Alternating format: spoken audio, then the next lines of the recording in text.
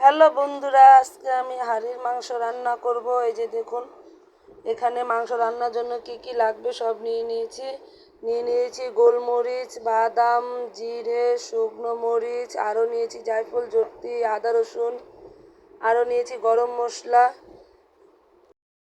এই যে দেখুন, মশলাগুলো আমি শিলপাটায় বেটে নিয়েছি। এখানে দুধ আছে, আমি লেবু দিয়ে টক দই বানিয়ে নিয়েছি। আর এই যে দেখুন, মশলাগুলো অ্যাড করে নিচ্ছি। একে একে মশলাগুলো আমি এখানে দিয়ে দিলাম। এই যে দেখুন, আমি হলুদ মরিচ দিয়ে দিলাম, সাথে দিয়ে দিলাম একটু লবণ, আরও দিয়ে দিলাম দুটো আস্ত রসুন। আরও দেখুন আমি মাংসগুলো দিয়ে দিচ্ছি। চর্বি সহ মাংস নিয়েছি আমি। এই যে দেখুন, হাতে এখন মাখিয়ে নেব মাংসগুলো। যত মাখাবেন তত মাংস খেতে ভালো লাগবে। এই যে আমি মাংসগুলো মাখিয়ে নিয়েছি। এখন আমি দিয়ে পেঁয়াজ, এই যে দেখুন পেঁয়াজগুলো দিয়ে দিলাম। এখন আমি পেঁয়াজ দিয়ে হাতে আবার মেখে নেব।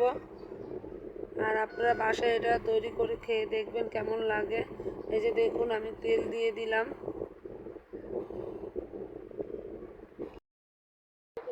এই যে দেখুন, আমি আবারও মেখে নিলাম। পেঁয়াজটা দিয়ে আবার মেখে নিয়েছি। এখন আমি দিয়ে দেবো হাঁড়িতে। এই যে দেখুন, হাঁড়িটা ধুয়ে পরিষ্কার করে রেখেছি। এই যে দেখুন, মাংসগুলো হাঁড়িতে দিয়ে দিচ্ছি। হাঁড়িতে মাংসগুলো দিয়ে দেওয়া হয়ে গেছে। এই যে দেখুন আমার হাঁড়িটা ভরে গেছে। এই যে দেখুন, আমি দিয়ে দিলাম শুকনা মরিচ, আরও দিয়ে দিলাম আস্ত কাঁচা মরিচ।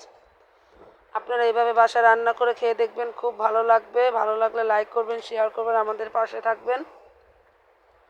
এই যে দেখুন, কাঁচামরিচটা দেওয়ার পর দিয়ে দিলাম গরম মশলা, আরও দিয়ে দিলাম একটুখানি চিনি। দেওয়ার পরে যে দেখুন, ঢাকনা দিয়ে ভালো করে মুখ আটকিয়ে দিয়েছি। এভাবে আটকিয়ে দেবেন যাতে, আটা দিয়ে আমি চারিদিকের মুখটা বন্ধ করে দিয়েছি। এই যে দেখুন, আমি কয়লার তাপে বসিয়ে দিলাম। আমি 1 ঘন্টা পর চলে আসলাম। আমার রান্নাটা হয়ে গেছে। এখন আমি নামিয়ে নেব।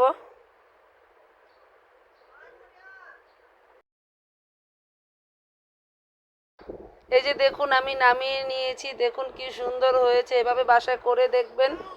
এই যে দেখুন, আমি বেড়ে নিয়েছি। দেখুন কি সুন্দর তেল উঠেছে। এভাবে করে দেখবেন।